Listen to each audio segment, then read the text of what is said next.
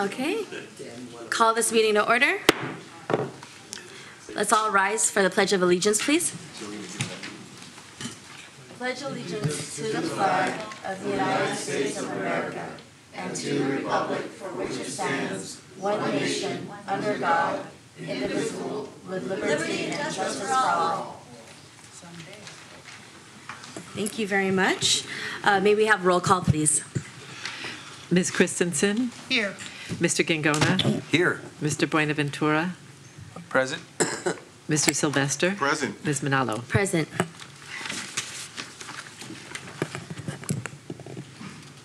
So first on the agenda, we have the proclamation or proclaiming March 2018 for Women's History Month in Daly City.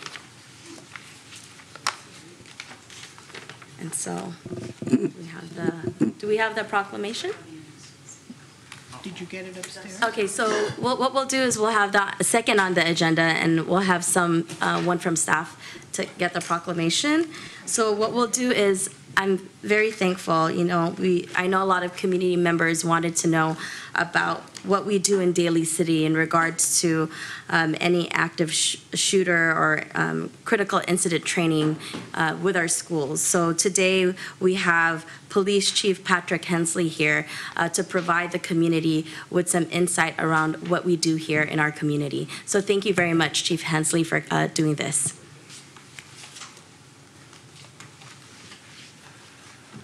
Good evening, Council. So I brought with me today Lieutenant Cameron Christensen, who does a couple of things that are really very relevant toward active shooter. One, he does some of the active shooter training for the police department and for outside the police department.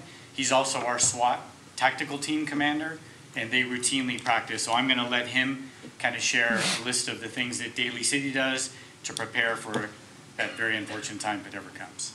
Thank you. Thank you. Good evening, Mayor, Vice Mayor, and Council members. As Chief Hensley stated, I'm Cameron Christensen, Lieutenant with the Police Department. I'd like to spend a few minutes to share with you some of the steps that our Police Department takes in providing security towards our schools and our local community. To begin, the department has an officer assigned to every school, maintaining weekly contact with staff to provide yearly intervention opportunities. And we have themed this Project Ownership. Every officer assigned a day shift is given the school that they attend weekly, make contact with the school staff, administrators, security, exchange phone numbers, so there's constant flow of communication back and forth. Department members assist school staff during lockdown drills to provide advice and direction as requested. Department has a school resource officer that's assigned to our high schools who maintains daily contact with staff providing early intervention as well. The department assisted in developing and training the San Mateo County Big 5 response protocol, which provides consistency and direction to school staff and students in the event of a critical incident. Department members also participate in active shooter training every other year. We use the local schools as our training venues, so we have a better understanding of the layout of the schools and should the need arise to respond to those locations. This training is expanded over the years to include mutual aid responses as well as coordinated efforts with fire and medical personnel. Our department immediately follows up on any report of suspicious behavior or postings on social media where school or student members are threatened. The department has all school contacts, response plans, maps, anything that's associated to a critical incident response saved in our records management system for immediate access should we need it. The department has special rescue and breaching equipment capabilities on patrol at all times in our patrol vehicles. And lastly, as the chief commented on, our SWAT team trains regularly on critical incident active shooter responses. This includes the use of the armored rescue vehicle and other rescue operation tactics, combined responses with tactical medics as well as mutual aid teams throughout the county, breaching considerations for barricaded and lockdown scenarios on school property, hostage rescue operations, and lastly, all of our SWAT personnel are trained in immediate trauma care for immediate action in those types of environments. That's all I have. Thank you very much for your report. I know a lot of members wanted to know. I now leave it to my colleagues if they have any questions. I have a question, Madam Mayor. Thank you very much for your report, and thank you to the mayor for putting this forth on the agenda. I think it's very important, and it has, when I saw this on agenda, I started thinking about some of the things that I had concerns about, and I've been following the discussions over the last several weeks, obviously, about what happened in Florida. And I have heard things from one extreme, which is a proposal to ask the governors of all the states to have the National Guard present at all the schools, to have, I think, at least 2 National Guard guards there. So I have concerns about whether or not maybe that might be too much, what the feelings of the children are with respect to seeing armed National Guardsmen around the schools. And then I sort of moved to wondering how much more can Daly City Police do in terms of stationing police officers at the school sites. Now, I recognize that the resources we have are obviously limited, and I'm wondering if we can start a discussion about perhaps pulling resources together with the school boards, Jefferson Elementary, Jefferson High School, if there can be somewhat of a shared responsibility to enable Daly City Police to have more of a presence at the school. If that's something sort of like a joint venture that we can pursue. I know that we have a committee that engages with the Jefferson school districts, both the elementary and the intermediate. So I'm wondering what, because my fear is that something like this is going to happen here in Daly City, and we always like to think it's not going to happen, but I'm sure the other school sites thought that as well. So I guess my question is it something that Daly City Police can step up in terms of patrolling the schools? What kind of resources do you think we can expand doing that? What is the current rate of patrol, I guess for lack of a better term, that you are monitoring our schools in terms of drive-bys or interaction? And are you are you able as a police department to step up your patrols of the schools right now, or is that a funding issue that we can explore, and is that something you think that you would hopefully can participate in? I guess those are all my questions. So go ahead. So I think the police department would be very open to having discussions with the school district about the possibility of trying to make best use of the available resources. To date, the school has not reached out to us to have those conversations. I'm not saying they won't now following the terrible incident in Florida, but as of now, they have not. You touched on, Vice Mayor, about the staffing challenges. So for sure, that would be something we would have to attempt to work around. So on any given day, the amount of resources or patrol officers we have out on the street would make it very difficult to try and spend any type of extended periods of time at our 19 or so schools that we have in the city, when on a given day, on day shift, we might have 5 or 6 patrol officers working. We do try, and as Lieutenant Christensen talked about, we do try and have the officers make contact at the schools once a week, as it is, and that is more than a drive-by. That is park the car, get out, walk in, make contact with the school staff, kind of get a feel for what's going on that week, if there's anything that the police department should be aware of. Also make contact with the kids. The officers will go out on the schoolyard, kind of walk around with the kids out there to try and build those relationships with them. I think it would be very challenging to try and get any more commitment from that with the resources that we have now. I also do agree with you. I don't know that National Guard in our schools is the right answer. I think that's kind of a swing way the other direction. And one tragedy is too many. I just don't know that we're prepared to go to that extreme at this time. I think what we're doing right now seems to be working well. I think the school district is very happy with the presence that we have there. We could absolutely always do more and do a better job. But I think with the limited staffing we have now, we're kind of tapped out with what we can do. Question. Do you run scenarios with the school staff? Like what they're supposed to do? I taught in San Francisco for many years and a few years here at Oceana, but our thing there was something would go out over the loudspeaker, a code. Come to the nurse's office. There hasn't been a school nurse for like 30 years. That means lock the door, cover the window, get the kids down and quiet. So do you run things like that, and do the schools run those kind of practice things? Yeah, I know that the Big Five project, the response protocol, protocol project is something that is district-wide, and that is something that the individual schools go over as well. Yeah, and good. our school resource officer does reach out to the schools, confirm knowledge of it. If there's any questions that come from the schools, we provide direction and provide resources to facilitate. We do, when they do the lockdown drills at school for the students, we will have officers present, more as an observation to Right, to make provide sure it's working, recommendations. yeah. And- yeah. But it is, the protocol is something you can search for online, the Big Five protocol. It's easily accessible and it's very descriptive on everything. And it's not just active shooter, it's all critical incidents, earthquakes, fires, anything to that nature. So it does talk about it in depth. Because I think with our limited resources, that's a real effective way to protect as many kids as you can.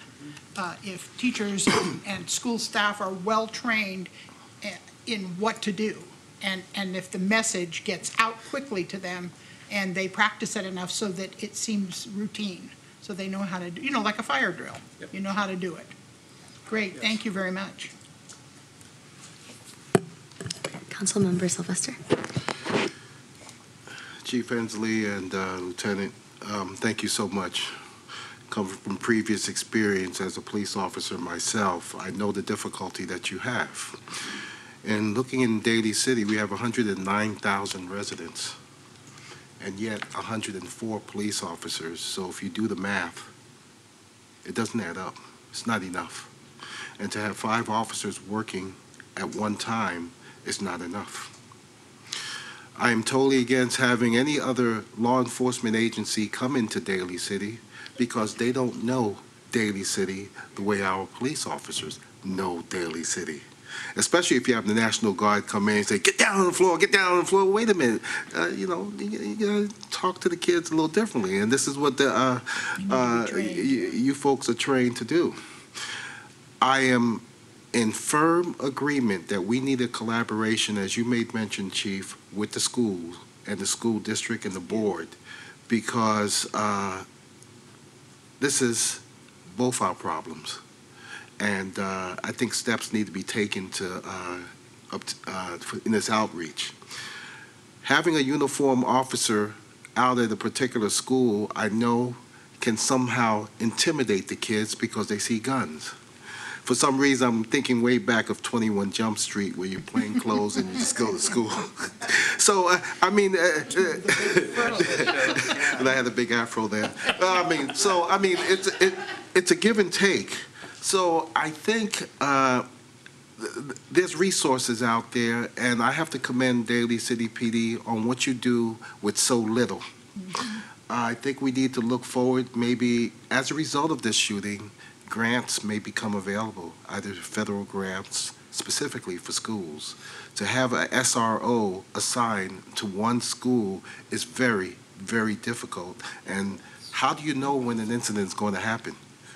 We don't know, so it's very difficult. But I think the more trained, and when we train together, we play together very nicely. So I'm always open for ideas on how we can keep our schools safer, but the collaboration is needed with the school board, as you made mention. So again, thank you for everything that you do. Any more comments? Well, thank you very much, and thank you for what you're doing already around preventive measures and being there at the schools with the resource officers. As mentioned, maybe there is a partnership, a deeper partnership that can be built with the school district, as mentioned by the vice mayor. And there's always ways to do more, but we do definitely appreciate all the hard work that Daly City Police Department has done. So thank you very much. Thank you. Thank you.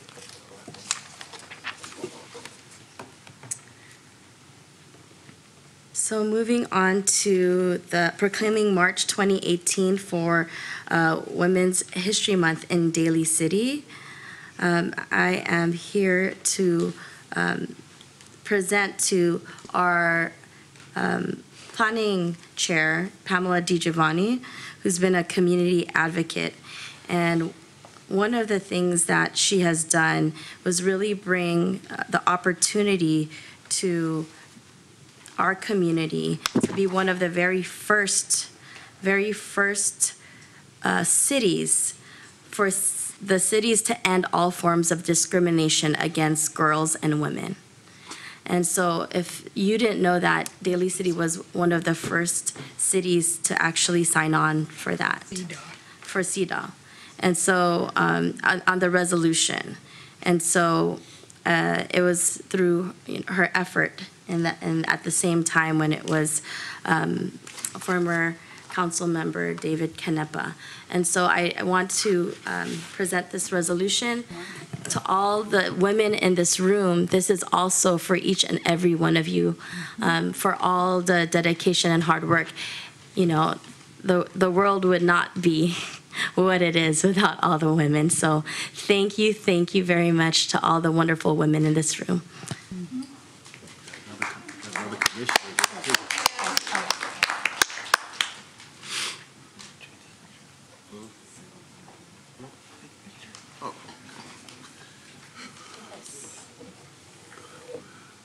The proclamation for Women's History Month. Whereas Daly City will commemorate its 13th annual National Women's History Month on, so listen everyone, it's actually an announcement as well, Thursday, March 1st, 2018 at 5:30 in the council chambers and City Hall, featuring speakers, myself and our San Mateo Chief of Police, Susan Manhammer. And whereas the United States Congress first proclaimed National Women's History Month in 1987, and in each successive year since then, Daly City has observed Women's History Month ever since March 2005, celebrating Daly City women of all ages for continually making our community a better place in which to live, work, and play. Whereas the 2018 national theme for Women's History Month is, nevertheless, she persisted, honoring women who fight all forms of discrimination against women.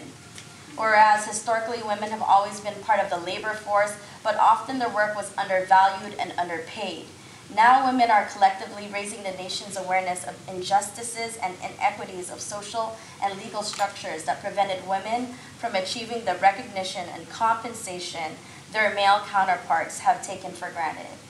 And whereas Time Magazine named the Silence Breakers as the Person of the Year for 2017, acknowledging the women who spoke out against sexual violence and harassment as part of the viral Me Too movement and dominated headlines at the end of last year. So today we honor all the women who have demonstrated character and unwavering strength as mothers, educators, labor and religious leaders, elected officials, public administrators, artists, police officers, firefighters, scientists, recreation leaders, librarians, coaches, entertainers, business professionals, neighborhood activists, and the dedicated volunteers who contribute to the quality of life in Daly City. And whereas Daly City's population's balance tips slightly in favor of women, with 50.6% of residents identifying as female. However, all of city residents are encouraged to learn more about the women who have had a role in shaping the great city of ours since its incorporation in 1911. So now, therefore, I, Justin Manalo, Mayor of the City of Daly City, on behalf of the City Council, do hereby proclaim March 2018 Women's Daly City History Month, and so to all the women. And I'd like to ask Councilmember Judith Christensen to come up, and I don't know Lily, if it's hard for you to. Lily, you should be in there. our- You get up there. Oh, and also you can join us as well. Yes, yes. All the women that would like to join. This is. And Helen. I'll tell her how it goes. Yes. Helen. Helen Miller. No, thank you. Oh, too much estrogen over here. Get over here. Can I get it? Yes. Leslie. Miss Mother said that's. This is women The empowerment. CDAW was for the city. There you go. That's. There you go. All right.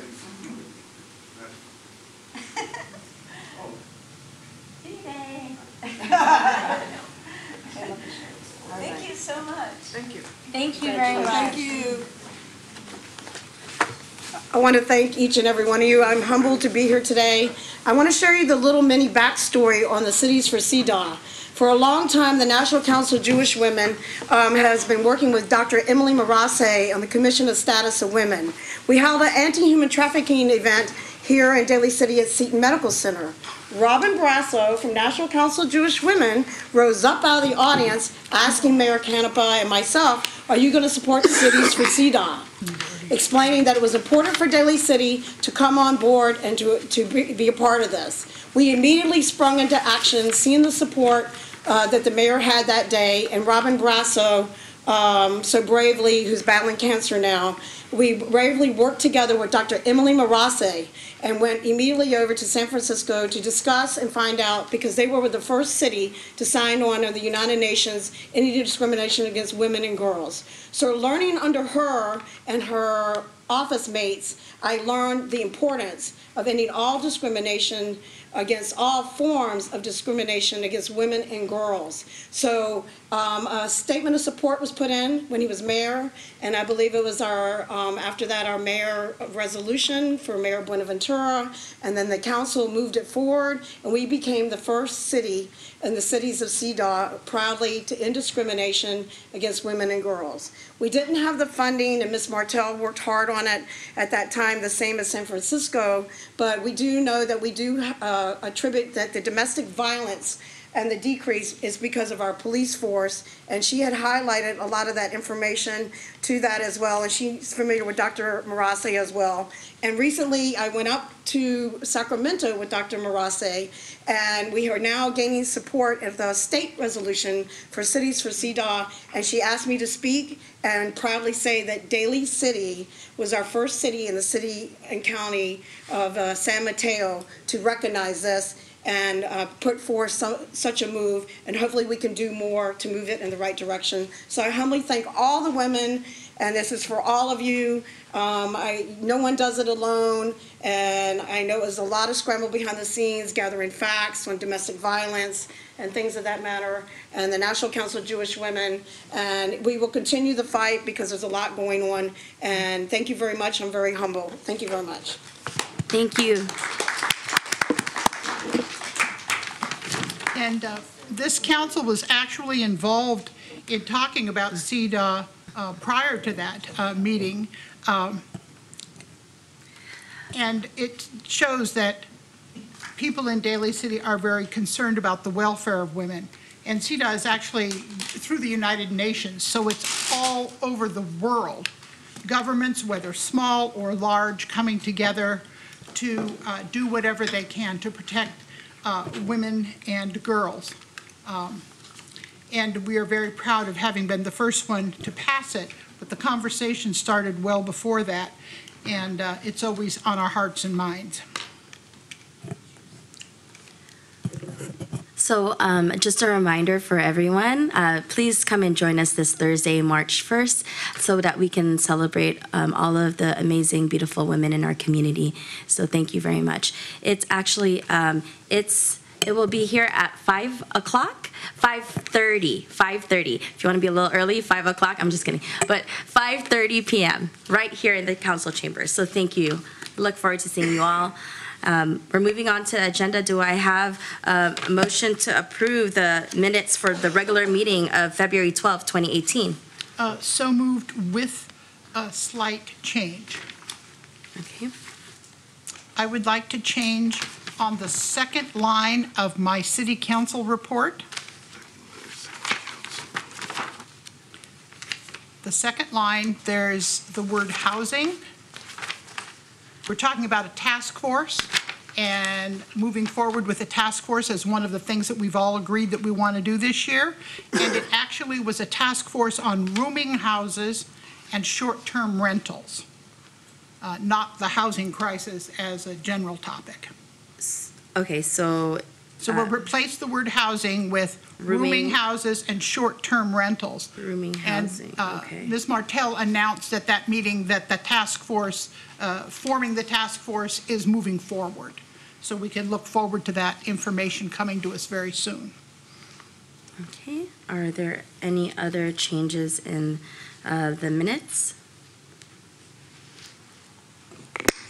I would like, Madam Mayor, I would like, since there wasn't a second, to provide a second on the motion with the suggested changes. Okay, all in favor? Aye. Thank you. So moving on, do I entertain a motion to approve the agenda? So move. Second? Okay, all in favor? Aye. Aye. Thank you. Do I have a motion to approve the consent agenda? With the caveat of actually, let's pull number one, accepting and appropriating an $11,500 grant from the Daly City Public Library Associates. We have Mr. Norris here, that's the president. And so with that being pulled, do I have a motion? So moved? Okay, all in favor? Aye. All right, so let's move on to the consent agenda number one, accepting and appropriating the $11,500 grant from the Daly City Public Library Associates. Good evening, Madam Mayor and members of the City Council. I'm pleased to be here today as president of the DCPLA, Daly City Public Library Associates, and to present, actually the check has already been given to Joseph. So this is our formal presentation of $11,500 as part of what we do at DCPLA to help do the things that need to be done at the public library.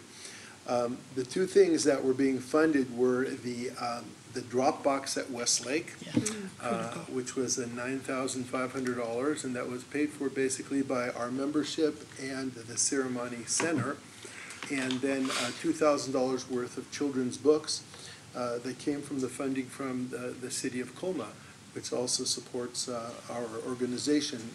We serve Greater Daly City Colma and Broadmoor and anyone else that comes into our libraries. And now this is our 7th year, and we've been able to make gifts of $164,000 so far. And we'd like to continue to do that and to do even more. And this year, we are hoping to really double our membership so we can go out and seek larger grants and more money to be able to funnel back to our libraries and to assist the programs that provide so much joy for children, all people that go to the library.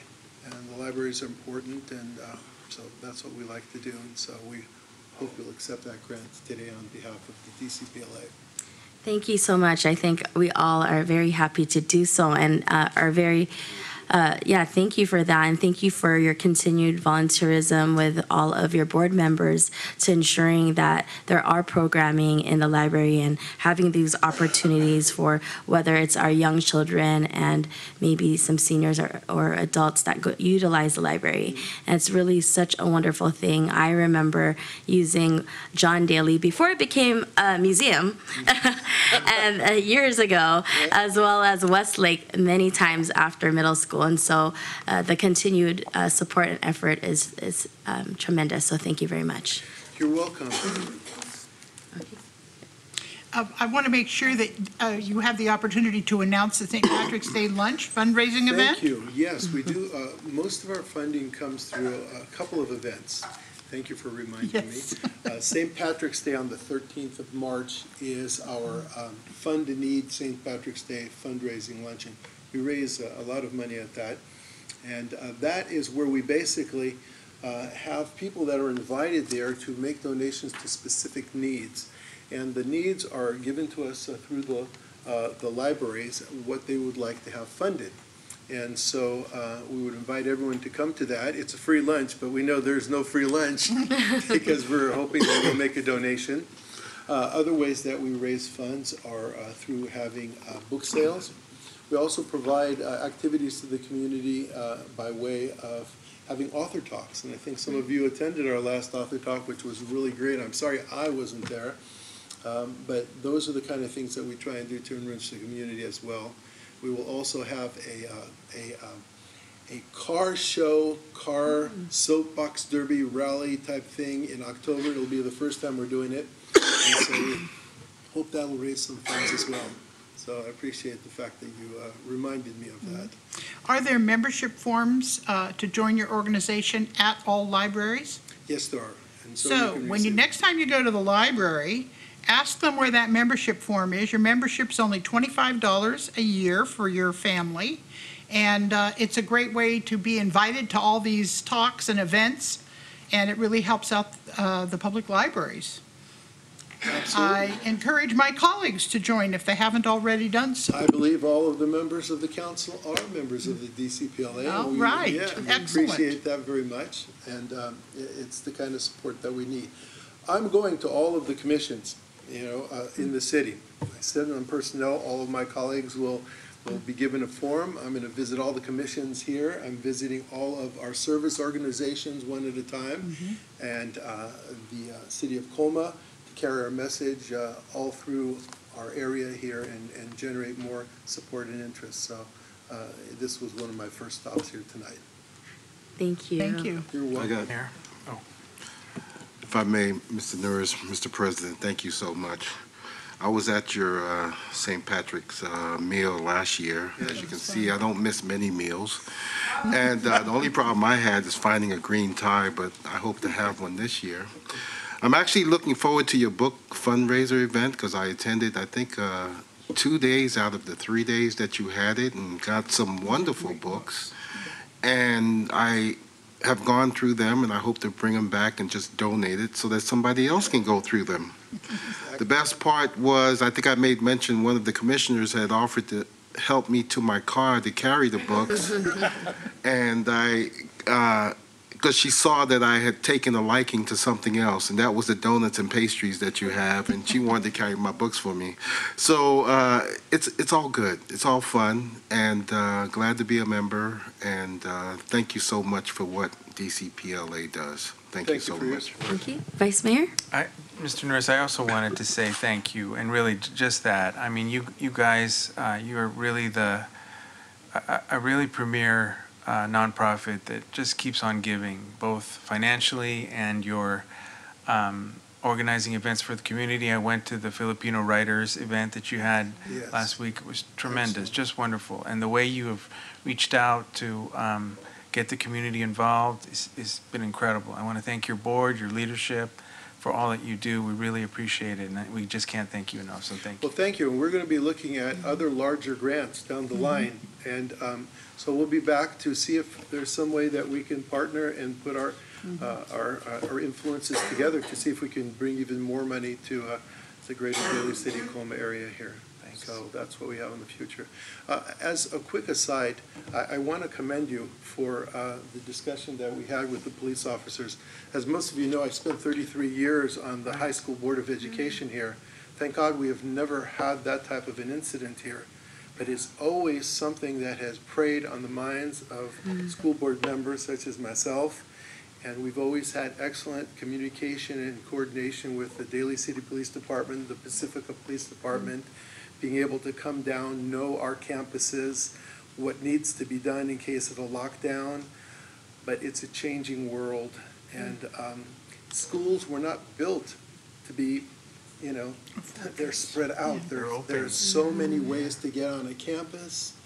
And Councilmember Sylvester, I think, echoed really what most of us think. You know, we don't want to put that kind of a stigma on schools, that they're unsafe. But on the same token, you need to do something in this new day and age to be able to make them safer. And so, you know, it's a big challenge out there, and I encourage you to go forward with the school district and with the Board of Education, and maybe all of us can go back to Sacramento and find funding, because it's a whole new need. And it's not going to come out of your budget or out of the school districts. It's not built for that. Anyway, thank you. Take care. Thank you. Good night. Thank you so much.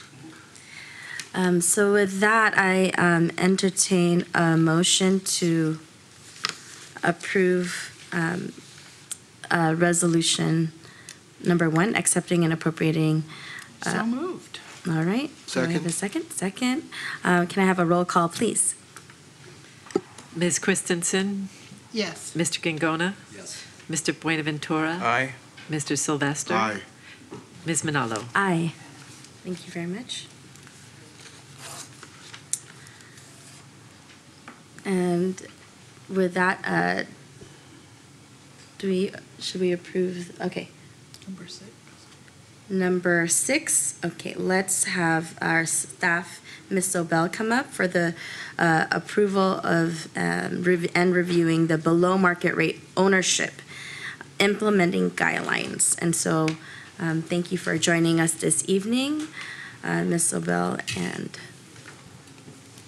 good evening, Honorable Mayor and members of the City Council. Before you tonight are the below market rate ownership unit implementation guidelines. The city's affordable housing ordinance was adopted by the City Council in 2014 and requires that owners of market rate ownership housing set aside 20% of the units for households of moderate incomes. The purpose of the guidelines is to provide clear directions for prospective homebuyers on the city's requirements and procedures for below-market rate ownership units developed under the city's ordinance. The guidelines were developed with assistance from our BMR administrator, Hello Housing, and in consultation with other cities who operate BMR sales programs. In addition, over the last 2 years, we've carried out the sales of 24 units in the Crestview Estates and KB Homes developments, and from that experience, we've gained some insight that have helped us to fine-tune our guidelines. For prospective first-time homebuyers, the guidelines describe the incomes needed in order to qualify for a below-market rate unit, credit and mortgage requirements, and they also describe household size requirements that the homebuyer must have in order to be eligible. Because a primary goal of the program is that BMR units created under the ordinance remain affordable for 55 years, the implementation guidelines lay out resale procedures and maximum resale prices. And with that, I'm available to answer any questions you might have. thank you very much, Ms. Sobel. I open the floor to my colleagues if there are any questions. Madam Mayor, I'd just like to make a comment. Being part of this committee to take a look at the BMR requirements and the manual, I must say I have to commend staff, economic development, you, Ms. Sobel, and the city manager, because I asked the tough questions and I got my answers. And as far as I'm concerned, a confused mind always says no. But I am so proud of this particular policy that we've all collaborated together to this very day. So I want to thank you for that.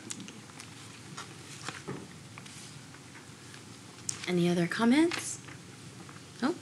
I do want to extend a thank you to the staff and working with Councilmember Sylvester on this. And I think, you know, looking at all of the changes that have been done with the suggestions, I definitely feel confident in moving forward, and everything's, you know, implemented within the guidelines that we have suggested. So, you know, even around ensuring the outreach and marketing piece to ensure that there's more reach for community members, you've been able to put that within the guidelines. So for me, thank you. Ready to vote on it.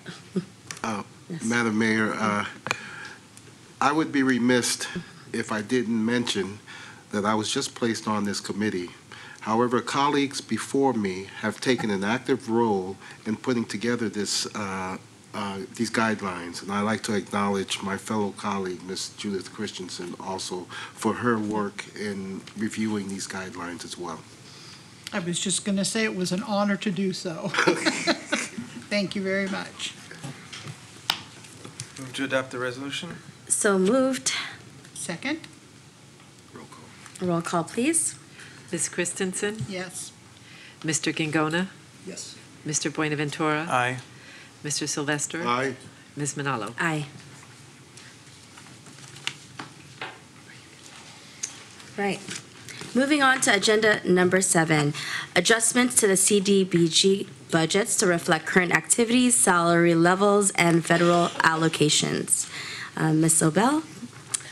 Good evening, Honorable Mayor and City Council members. Before you tonight is a request to adjust the 2017-18 budgets for certain community development block grant activities to ensure that they are up to date and consistent with current staff salaries as well as HUD funding levels. The 17-18 budget was part of a 2-year budget package that was adopted in June 2016, nearly a year before our 17-18 CDBG allocation was announced by HUD.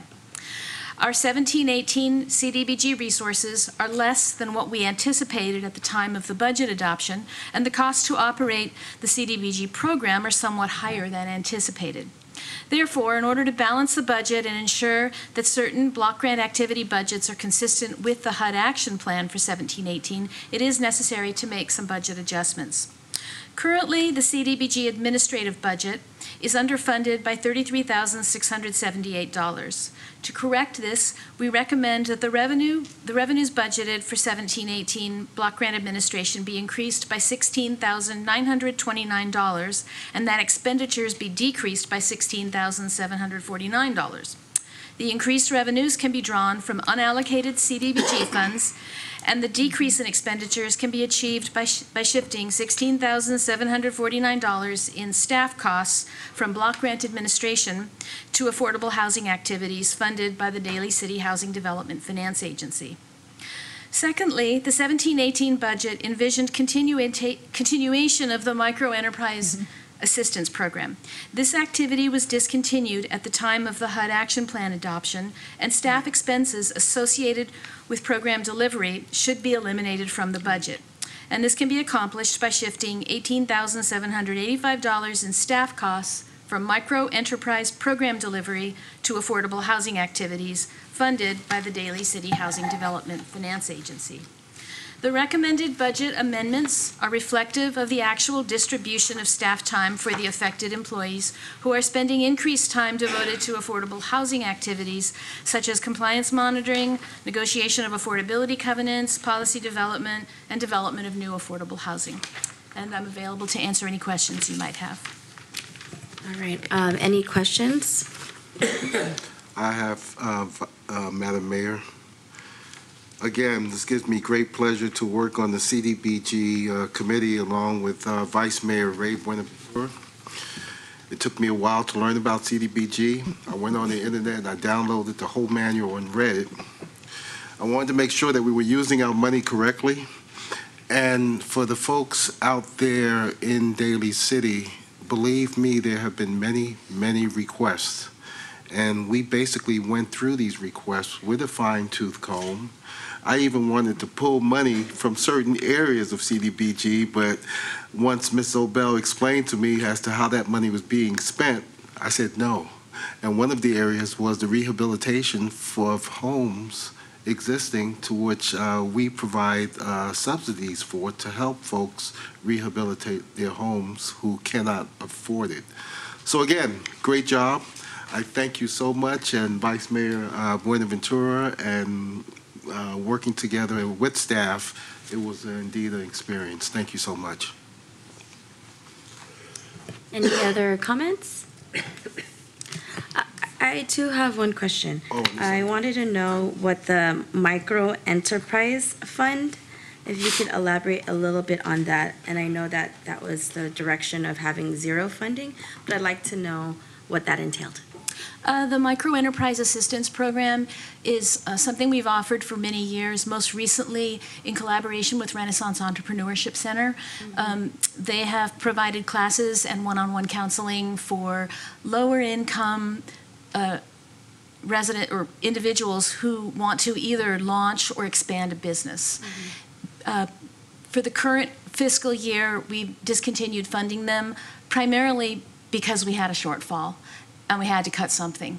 And so we're no longer funding them. Daly City residents are still very much welcome to take advantage of Renaissance services in San Francisco, and they also are offered, I believe, in Redwood City and East Palo Alto.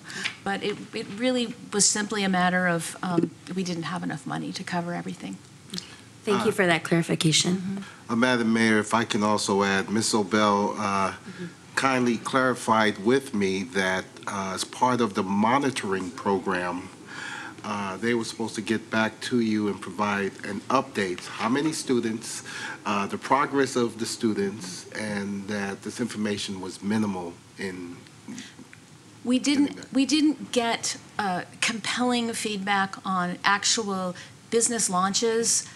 Cases where a business that was assisted could report an increase in profits or could report an actual creation of jobs. It's not that they didn't do it, we just didn't have the information available. Okay. Thank you very much for that question. If there's no more comments or questions, we do have a card. Miss Bridget Duffy. Hi. I'm happy to be here. I'm like Alice in Wonderland, you know. I live in Pacifica, and our city hall is nothing like this. I don't know if you've been to the city hall there, but the council chambers is a nightmare. I call it the chambers of hell. City council chambers of hell. Wow. Anyway, whenever housing is mentioned, I just want to, for the record, as a citizen of San Mateo County, say that without addressing the rent issue, I think affordable housing is not going to be attainable. San Jose just passed a moratorium on rent increases. And I think at this point, especially since we have had no luck whatsoever passing any ballot measures, and the rents are continuing to go up. In Pacifica, there was a 3-bedroom house right after the election, which we lost to try to get rent control. $6,000 for a 3-bedroom house. Now, I do believe it's starting to get a little ridiculous. And I do believe something needs to be done. So I do beg that our lawmakers find it within themselves and pass a moratorium on rent increases. We should also have a moratorium on no-fault eviction. And if we want to talk affordable housing, I think there's a lot of greenbelt land where we can have a hybrid of ownership and leasing from the city and have small house communities that the citizens can invest their own money in building the house, and then they have a permanent lease from the city that never goes beyond what it actually costs to take care of the property. So, Thank you for your comment. Move to adopt the resolution. Second? All in favor? Can I have a roll call, please? Ms. Christensen? Yes. Mr. Gingona? Yes. Mr. Buenaventura? Aye. Mr. Sylvester? Aye. Ms. Manalo? Aye. Moving on to public appearances and oral communications. May I have Miss Lily Louie, please?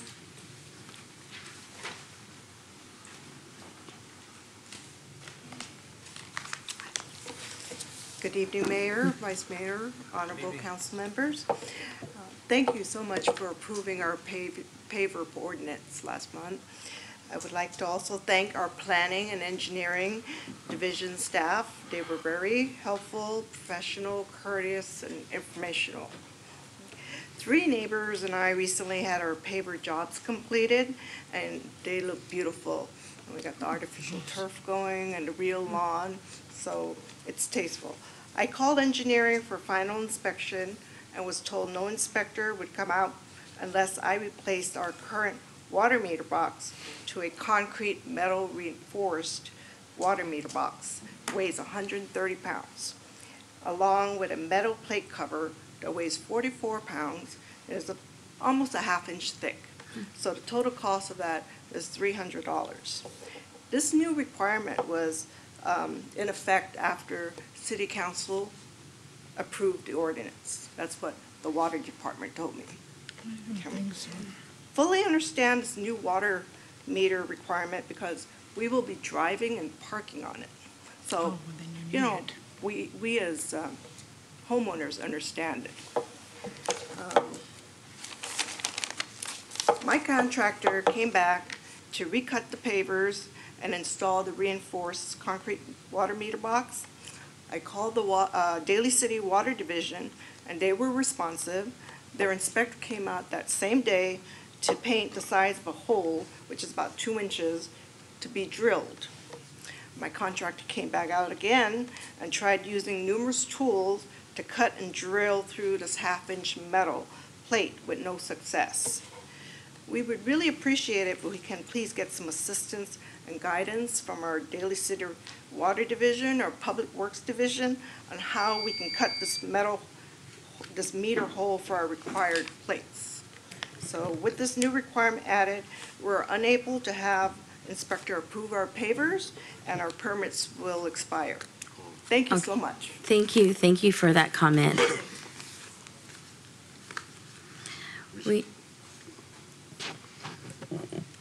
Thank you for that comment, and then you could maybe ask, yeah. No, thank you for that comment, and you could probably ask staff about that. So may I have Helen Nicely?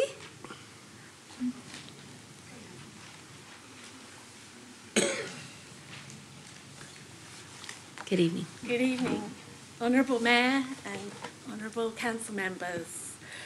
First of all, I'd like to say that Muscle Rock is where I am going to talk about, and there's been incredible improvements there, and I want to say how thankful we are for that. So first of all, I'm Helen Nicely, and I'm here to point out problems of not having a public toilet at Muscle Rock. On any day, there are many visitors to Muscle Rock. At the weekend, there may be over 100 people, whereas during the week, there may be about 60 people each day. Obviously, all these visitors would benefit from a public toilet.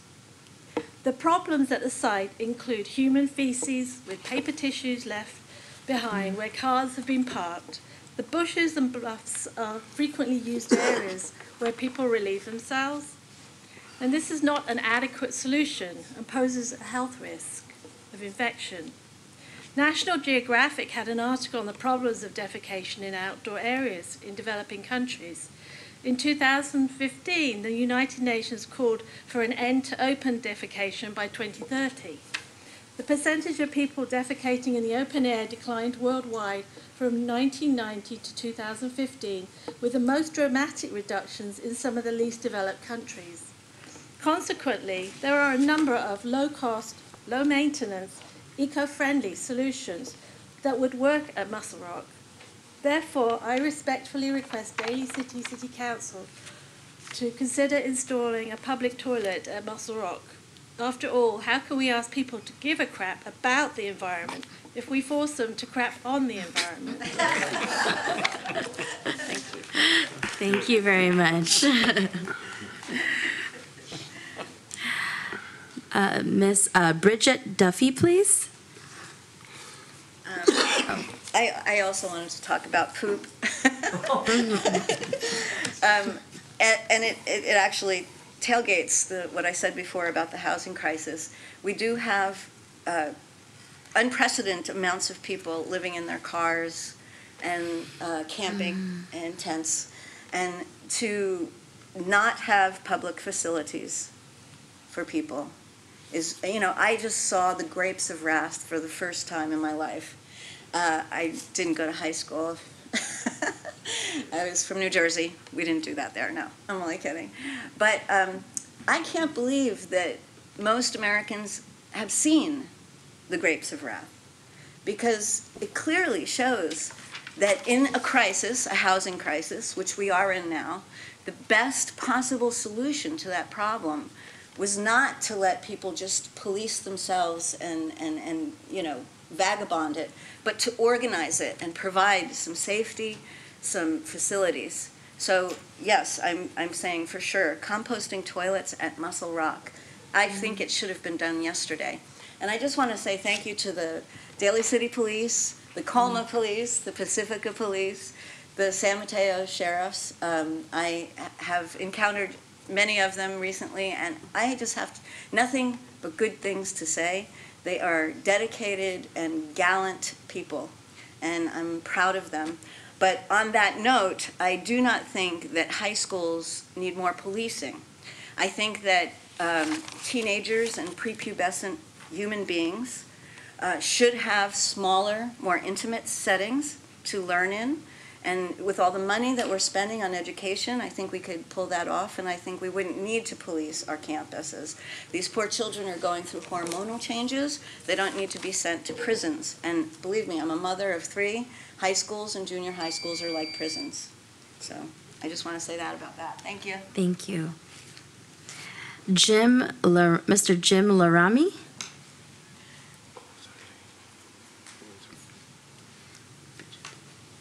Hi. I live by Jefferson High School, and talk about the safety for Jefferson High School. There's garbage galore for years on Bruno Avenue and Station Avenue. And on Bruno Avenue, I mean, we have, so the students, it's a well-traveled pathway for students going from school to Mission Street to School Street. And there are, it's dark on the street for one thing at night when the night students are coming along, and the garbage along there will sit there for days and days and weeks, and it's pieces of furniture and right now it's broken bottle and a big 6-foot piece of cardboard all along the street, and potato chips, cups, everything all along there, and I mean, I think, okay, if a policeman is patrolling into the school and stuff, they would see stuff and say, okay, we got a mess here. This is a well-traveled area. We got to get something going and clean it up. And it's very dark there, especially on Bruno Avenue for the night people. You can't, and concrete, the sidewalk is bulging up from trees that are planted there. And some of the trees have these branches that are coming down that you walk right into if you're walking along the sidewalk. So and Mission Street from school, I mean, I'm just more familiar with School Street up to the top of the hill. Garbage all over all the time. And we had a big golf tournament at the Lakeshore, a very exclusive Lakeshore golf course. And when they had this women's golf tournament, all along the fencing there, it's papers all piled in there, and here are all these people coming and seeing Daly City just look like a really, really trashy. And South City, you go to South City and it's neat as a pin. I can't believe it. I can't understand it. And so it's just it's just it's not good. And I hope we can do something about it. Thank you very much. Thank you. Do you want to last tell card? him about iHelp? Sure. Mr. Larami, I don't know if you have heard about iHelp. So if you have if you have a smartphone, you can download an application called iHelp.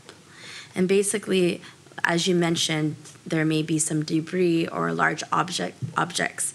You take a photo of it. Actually, GPS is the location and goes. I'm not good on all that. Yeah. So I just would like to have something where I could call Okay. and have it. There's definitely a number. Make somebody aware of it. And it seems like that the police and the people that are doing the city works have their antennas up to see this stuff, because we're busy. I'm driving. I don't see the walking stuff that much, only on occasion.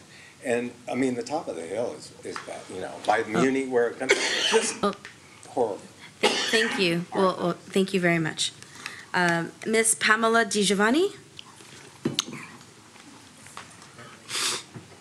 Good evening, Mayor, Vice Mayor, council members. I just want to give you what you probably already know. Thank the chief for coming up here.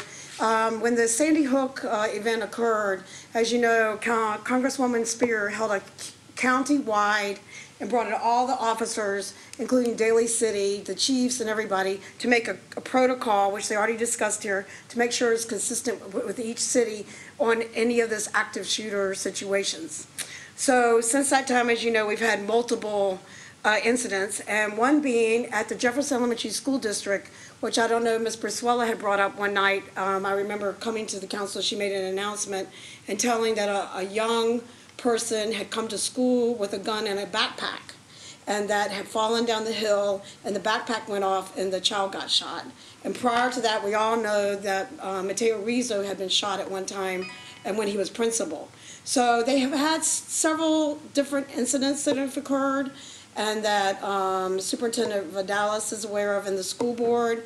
And so there is some protocols that Congresswoman Spear has made countywide in some of the schools that they have addressed, and that I appreciate the council wanting to work with the school districts, because as council members, mayors, vice mayors, you know, you oversee not just everyday residents running in and out, but it's the children in our elementary schools, albeit private schools, whatever. It's everybody's children, and the safety, and to hear that coming out of this council is really good to hear, that the support is there, and especially our retired police officer.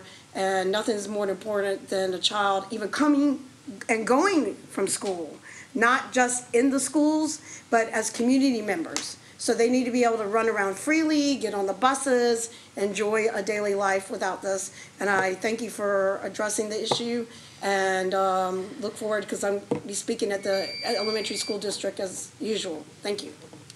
Thank you very much. Moving on to appointments. Are there any appointments? Any appointments? No. Oh. Okay. No appointments. We're moving on to council committee reports. Actually, today, along with Councilmember Glenn Sylvester, we had an affordable housing committee, and we talked about the Housing Trust Fund and also SB 341. So those are two items that we talked about. We're still in going to continue work on it, but wanted to let the public know those are the two items that we worked on. And with the Housing Trust Fund, one of the pieces that are going to be implemented and brought about is using those dollars in the Affordable Housing Trust Fund to pay for our fee for the HEART program. So it's not coming out of our general fund, and it will be coming from the Affordable Housing Trust Fund. And so that's something that, you know, was a change, but we are definitely continuing to work on fine-tuning both of the policies and procedures, and take a look out for that in the future. We're going to be meeting again. I think it's been a really active working group. Also, and so that's for the council committee reports. I now extend the floor to my colleagues.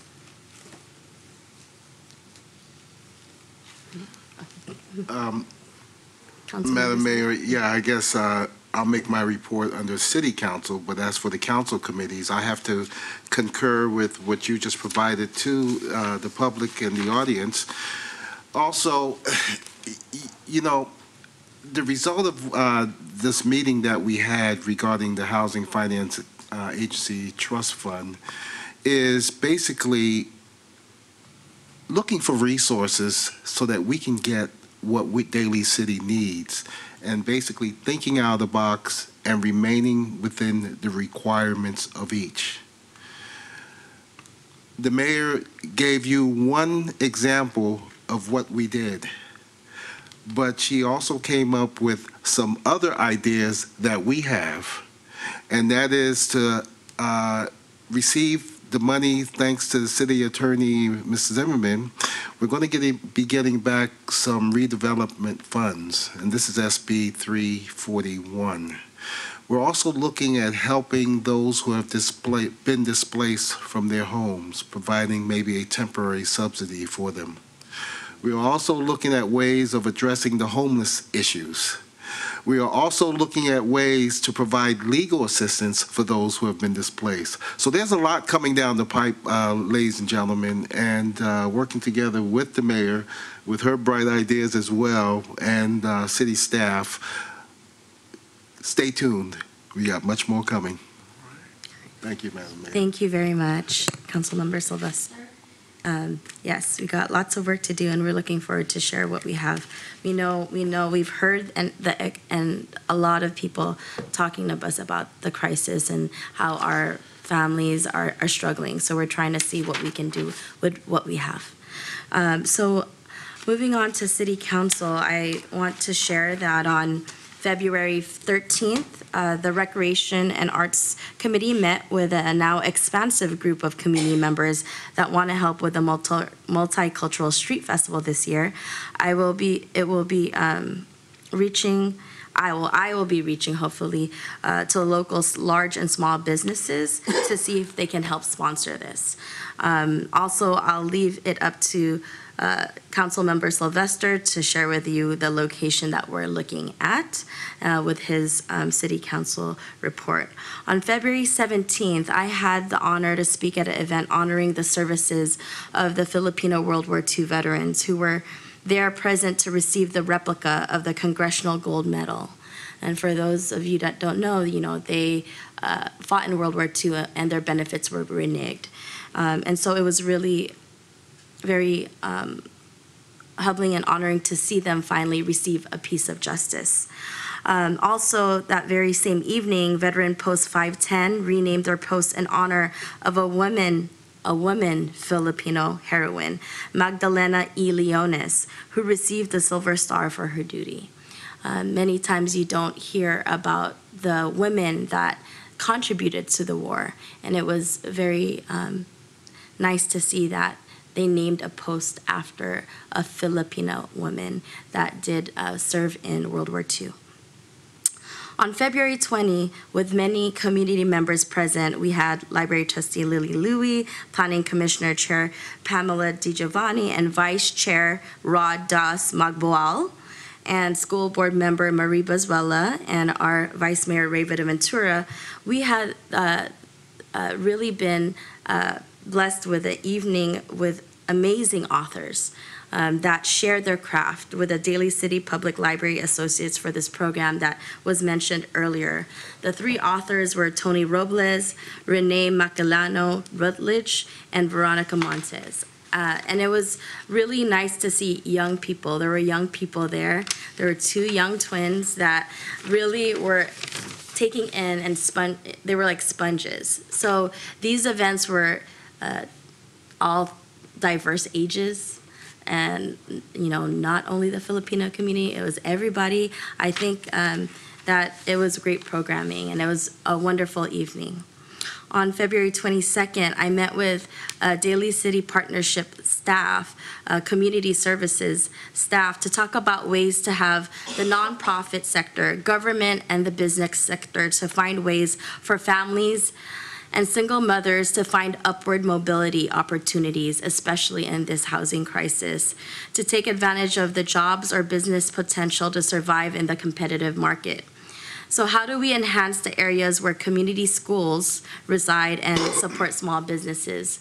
So this is an ongoing conversation to see how that partnership could work together, especially to help the families that want to find another extra opportunity of income so they can meet their rent. And so they're looking at possibly applying for a grant with the San Mateo Healthy Initiatives. Last year, Vice Mayor Ray Ventura and his family and I were able to join the San Bruno Mountain Watch staff on a hike. If you have never done so, I recommend this amazing nature hike right in our backyard in Daly City. You have views that you don't really see on the ground floor, amazing views of our beautiful city, and I invite you to do so. I would like us to look at the feasibility of designating this area as a Daly City Nature Park, and ask the staff to see what it takes to do so. I think we have something that, you know, we live in an urban environment, but we have this precious commodity around having nature right in our backyard, and I'd like to see if we can look into that. Also, in light of the Me Too movement and for the bravery of many that had shed light towards harassment or sexual harassment, I want to let the community know that the City of Daly City does not tolerate any type of that behavior. We currently have an administrative policy that will be updated to provide harassment training to every new employee. And harassment of any applicant or employee by a supervisor, management, employee, or coworker on the basis of race, religion, color, national origin, ancestry, disability, medical condition, marital status, sexual orientation, sex, or age will not be tolerated. This policy applies to all terms and conditions of employment, including not limiting to hiring, placement, promotion, disciplinary action, layoff, recall, transfer, leave of absence, compensation, and training. Disciplinary action up to and including discharge will be instituted for behavior described in the definition of harassment. Any retaliation against a person for filing a harassment charge or making a harassment complaint is prohibited. Employees found to be retaliating against another employee shall be subject to disciplinary action up to and including discharge. I would like to have this, although it's an administrative policy, I'd like to have this codified through a resolution with the council if my colleagues could support me in this, because this is an important matter.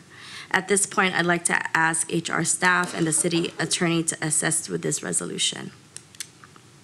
Also, for community members out there, there will be a cannabis workshop, and you know we've talked about it on the council, and now it's coming forth.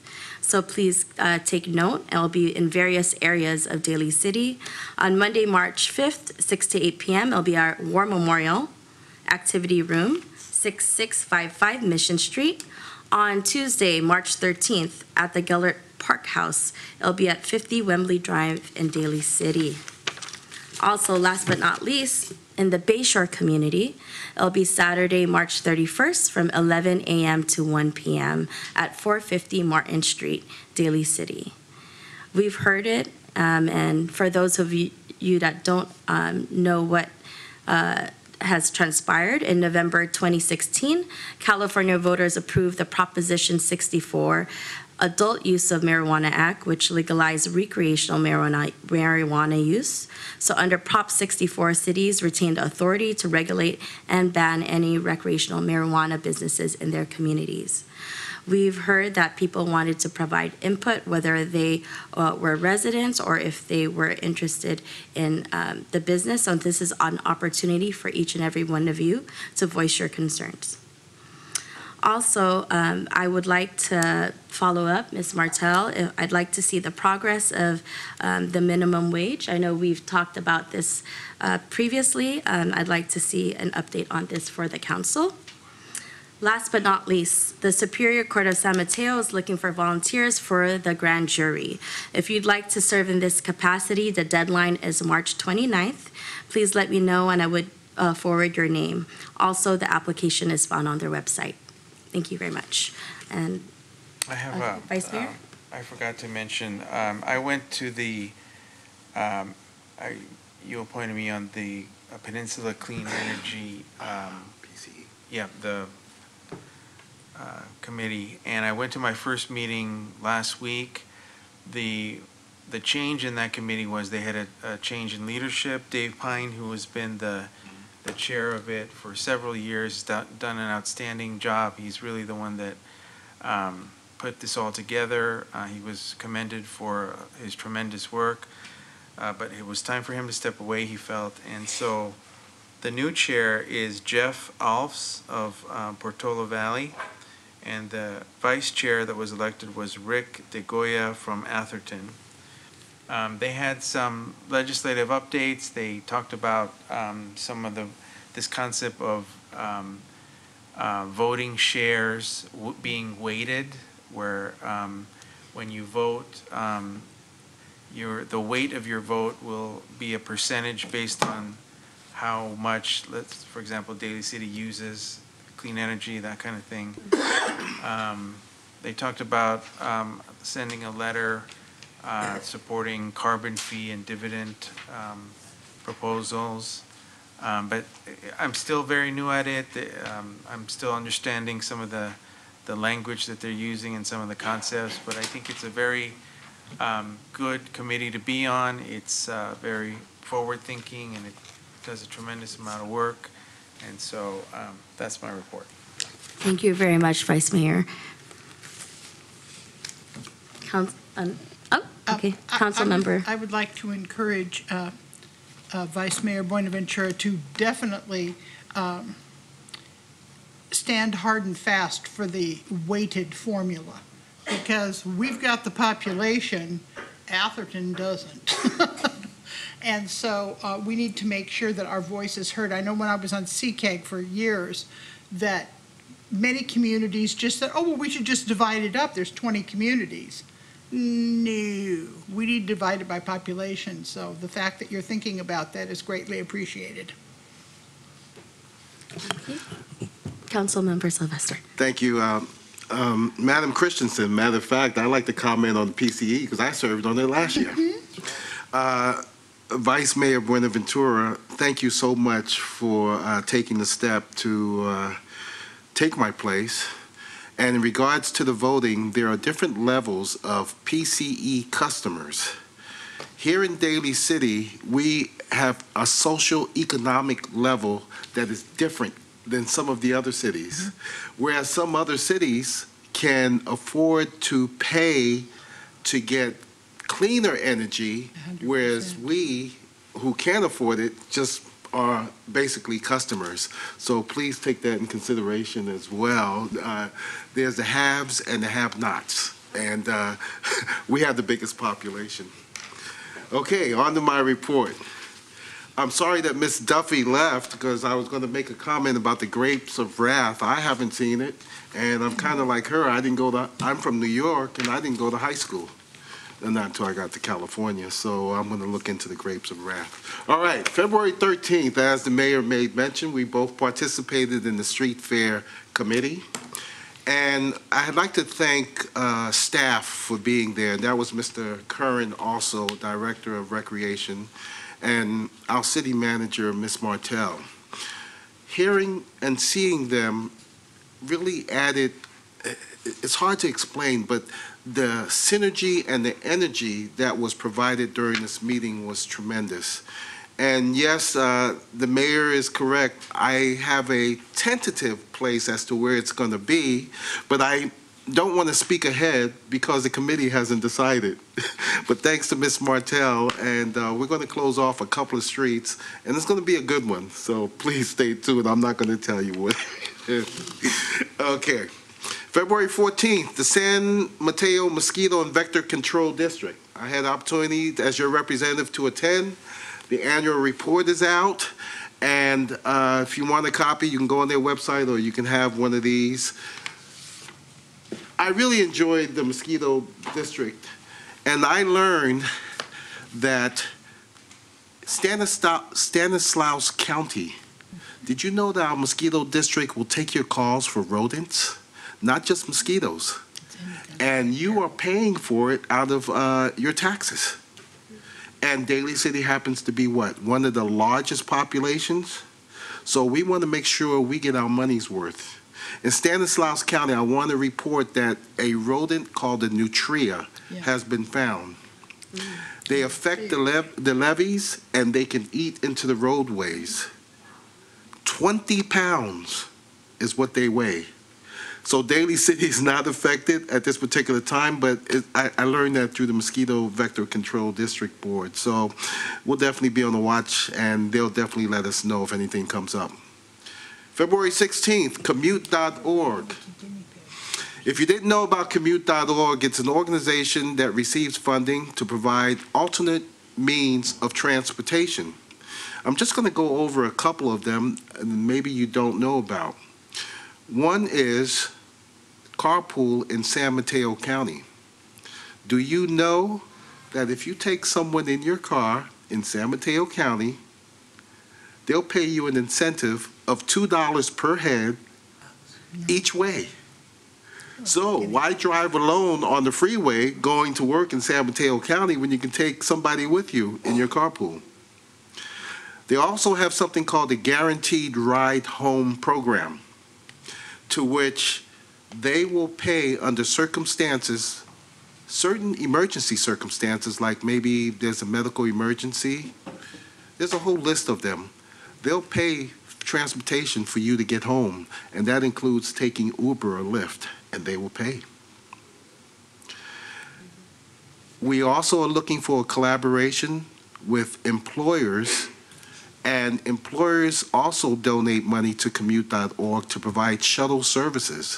One of the biggest shuttle services here close by in Daly City is the Bayshore Crocker Park Shuttle. That is the highest shuttle that receives the most amount of rides. And we got corporations such as in Bayshore Technology Park, Genesis Towers in South San Francisco. So just know that the shuttles are out there and it's free. Okay, moving on, February 22nd, Daly City Lions. Myself, along with Mayor Ray Gonzalez of Coma, and Mr. Joseph Curran, our Director of Recreation here in Daly City, participated in assisting our Daly City Lions, District C4, in their student speaker contest.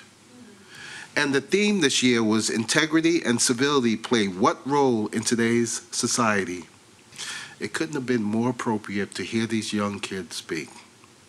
And would you believe I took something from every one of them? As old as I am, I still learned something. So it was a pleasure to be a judge for the Daly City Lions, and I'm very honored. February 23rd, business-to-business review by the Daly City Coma Daly City Chamber of Commerce. I had an opportunity to attend. They offered breakfast, so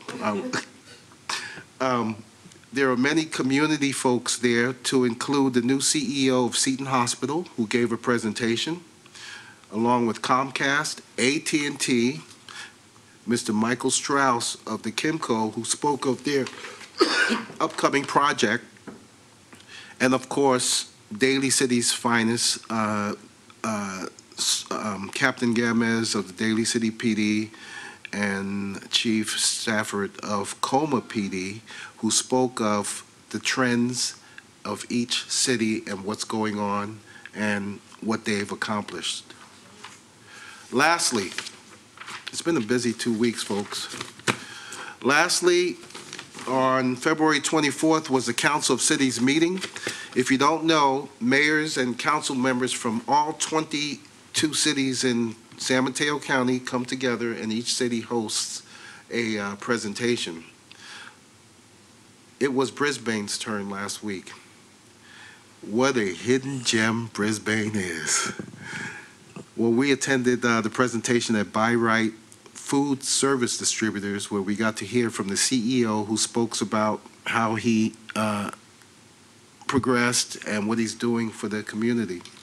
But also very important was hearing from our Chief Election Officer, Mark Church, who made a presentation there, and he spoke about the new State of California Voters' Choice Act, to which San Mateo was one of the 14 counties in California to institute this program, and will be instituting this program. It's all about outreach to the voters, such as the mailing of pamphlets, ballots, and etc., and keeping everybody informed. So with that, that's my report, Madam Mayor. Thank you very much, Councilmember Sylvester. Any more reports? Seeing none, moving on to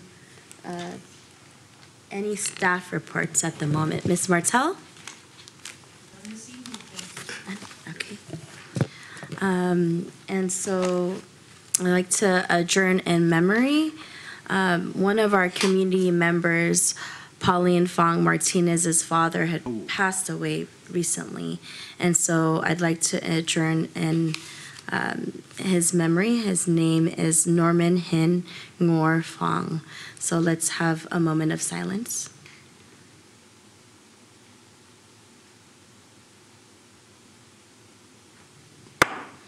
Thank you.